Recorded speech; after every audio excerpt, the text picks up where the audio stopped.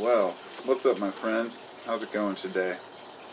It's just little old me, Carpo, in my little corner of the internet, my little minuscule chunk where I come and make my videos and talk about things that interest me and sometimes bring some people along in the process and chat. But I don't let it go to my head. I just want people to know that. It's really funny because I've seen a lot of YouTubers come up and they get to the point where they actually have a lot of subs, and some people are like, oh, you have 8,000 subs, and to me that's a lot for what I talk about. I thought it was really strange that I started building so many subs, but there's a lot of people who like to discuss these things, and I have a lot of varying interests. But when I think of a lot of subs, I'm talking like 55,000, 100,000, a million subs, stuff like that. And I think I just have never wanted a channel like that. Oh, here come the sirens because I'm making a video. Of course. So, maybe I'll let them pass and contemplate. I noticed that a lot of YouTubers who get really popular, they end up with, they're not able to respond to comments anymore. And then they end up getting a lot of comments like, first, or, hey, respond to me, or, stuff like that. And I just feel like I've always wanted to have more of an intimate connection, because it's not about me and what I'm saying. And it's not about views. And that got me kind of thinking about something the other day, because I saw a whole bunch of videos in my feed about YouTube censorship, and YouTube's doing this, and they're pulling my ad funding, and I couldn't help but laugh. I understand that a lot of YouTubers make their money off of ads. And so what YouTube started doing recently, in an act of transparency, supposedly, they started sending notices to people so they could kind of dispute when ads are pulled from a video. Because initially they'll put the ads on, and then if there's controversial material, if it's maybe drug-related, cuss words, whatever they choose. I don't know, whether they use an algorithm or personally vet them themselves at YouTube, but they will pull the ads, and then the person gets no revenue off of those videos.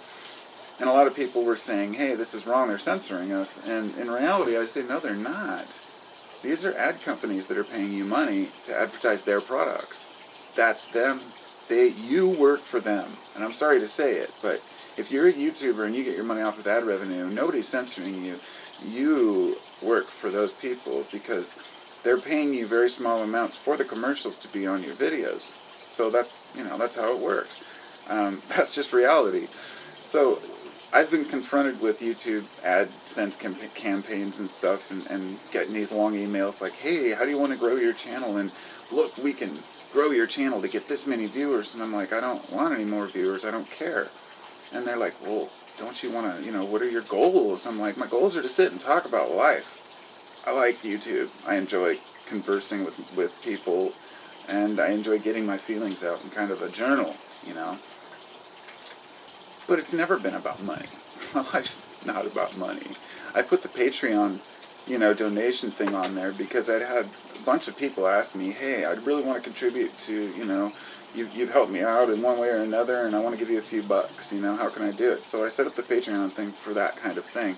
And really it was for a future endeavor. I'm hoping that I'm going to start another channel here pretty soon where I'm going to do like 5-minute maybe news clips about things that are important and move me, but really try to keep it in a short format, and because it's something that interests me. But I've never wanted to be a personality. That's the one thing that I think that I understand personalities, and what I mean by that are characters, people who play characters. The YouTube videos that we all watch where the person's like, hey, it's me and so and so and so.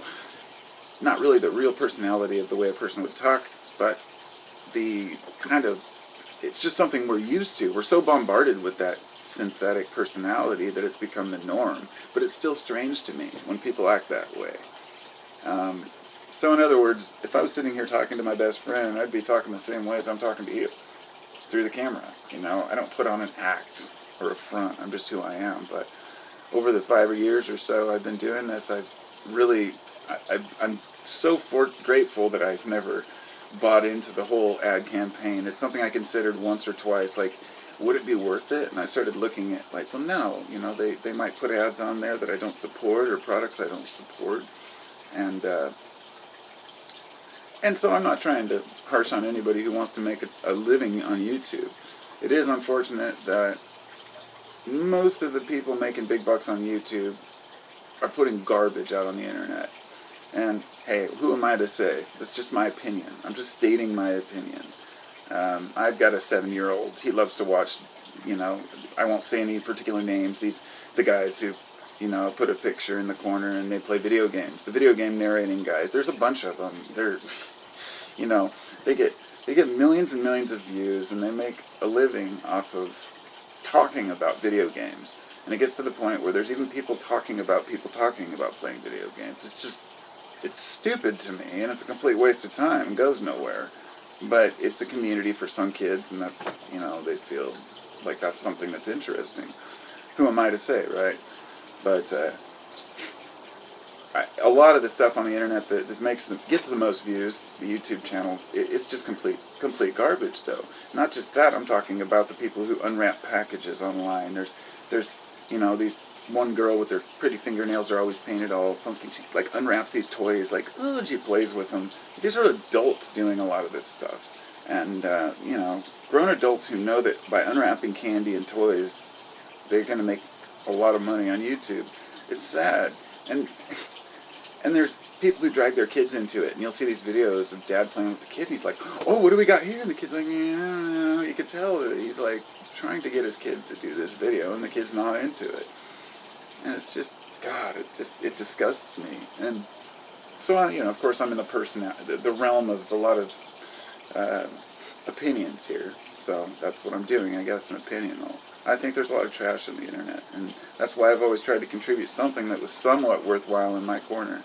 And I know there's some people out there who said, oh, you just talk about garbage and nonsense, whatever, to each his own, You only live once, and most of the big discussions that come up in life are around philosophy, living, medicines, and things that we want to understand. And there's another aspect of it, the whole side of us being corrupted, the humans being somehow flawed by nature or sinners, and I don't get into the religious stuff like I used to when I used to talk in videos, not because I don't think about it, but because it goes nowhere. And I've seen the argument from all the sides and decided I'm going to remain neutral because I'm content with what I believe. And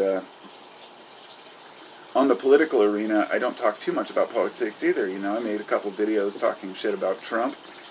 On the other hand, I totally understand where the Trump supporters were coming from, in the sense that, they're sick of the same old politics, because nothing's black and white. There's a whole big confusing middle ground between everything, and people that see things in black and white just aren't seeing the bigger picture.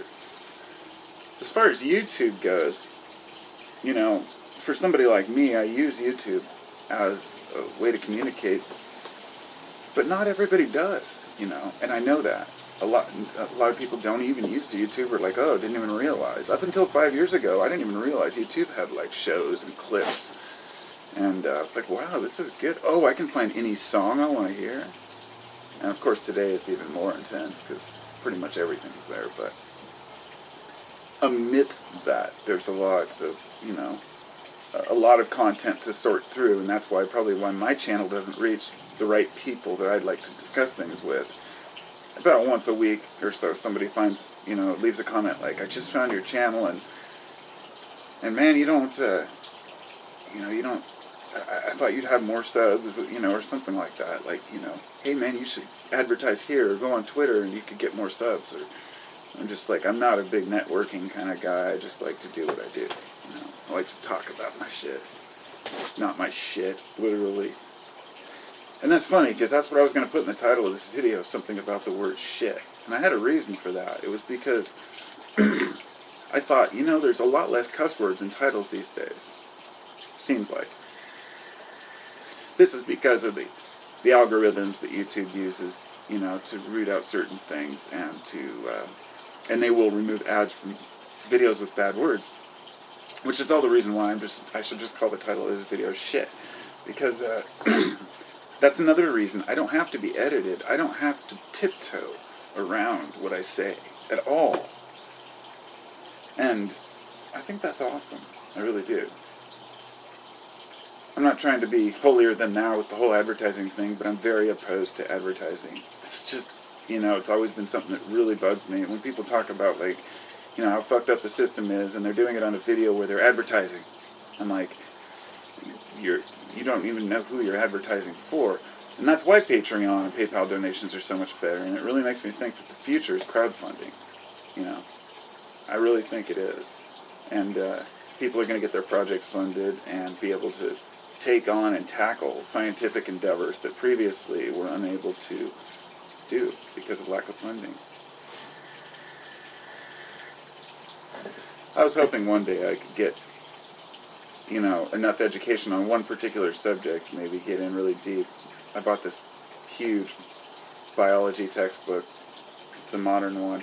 And I'm going to read it from front to back, and basically I want to start learning each subject as we go and creating my own, knowledge base, learning at my own rate, and then within 10 years hopefully get some sort of crowdfunding going to fund a non-profit type group.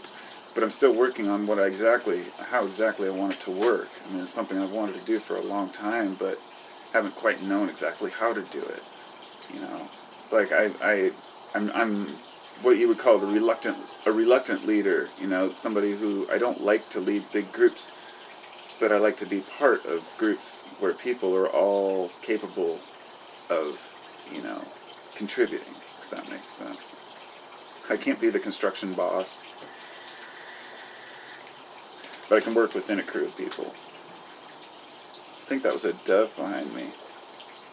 Anyhow, no, is it a dove or a pigeon? I think it's a dove. I saw it in the camera screen. I can hear it, of course, too. But yeah. Anyway, it's just my rant about YouTube and whatever else. I see the future of the internet as something not quite as, I don't know. I don't know where it's going. I don't even want to get into the whole thing. I know that a lot of people claim that they're being silenced and edited, and I'm sure a lot of people probably are in some instances. But I also say, when the internet first came about, there were a lot of claims of things being censored. And there were a lot of claims in a lot of books I'd read back in the late 90s and around 2000 where I was kind of obsessed about the conspiracy stuff, where they'd say, they're hiding this and this and this, and everything's out there to see. And once the internet had been available long enough, we were able to dig out these actual documents and research it for ourselves for,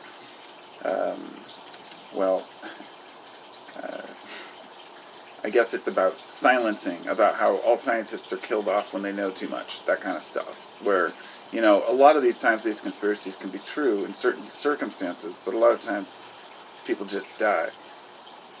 Oh, he had a heart attack, but somebody was claiming he had this whole, cure for cancer he was going to present the next day.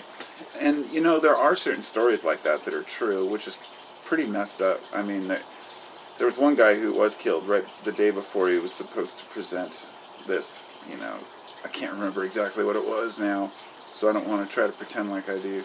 Anyway, it leads people to be suspicious, not trust one another, and think that they're being edited online, and think that their videos are being pulled because of this or that, or